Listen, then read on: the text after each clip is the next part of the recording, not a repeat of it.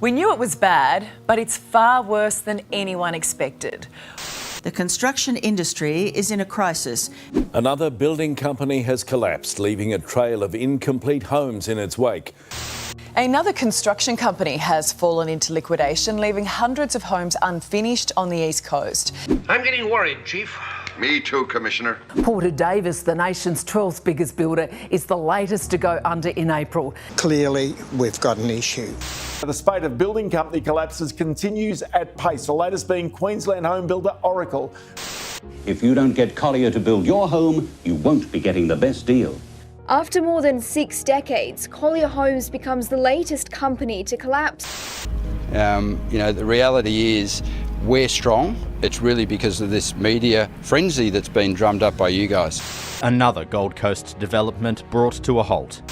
Yet another Australian construction company has gone bust. It's the worst conditions in living memory.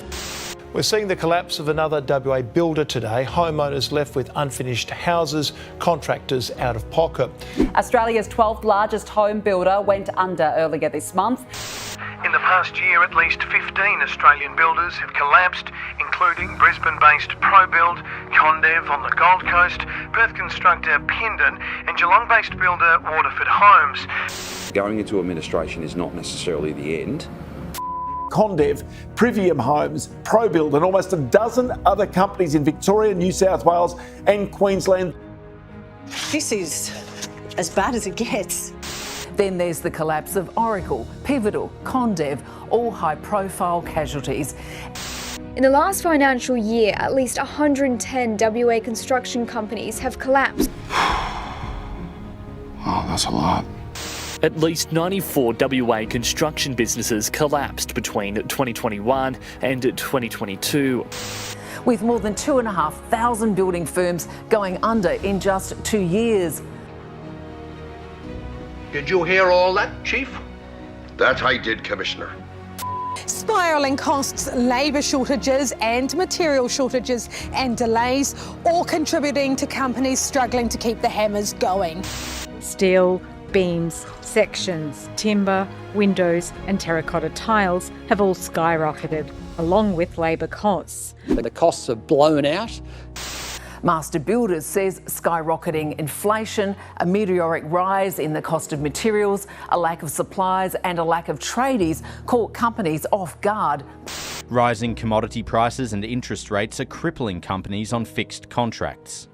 It comes as the Reserve Bank warns rising building costs are the biggest driver of inflation and the biggest risk to the economy. The Reserve Bank governor admitting it's one of the biggest threats to inflation and the economy. It's a great business to be in, central banking. You print money and people believe it.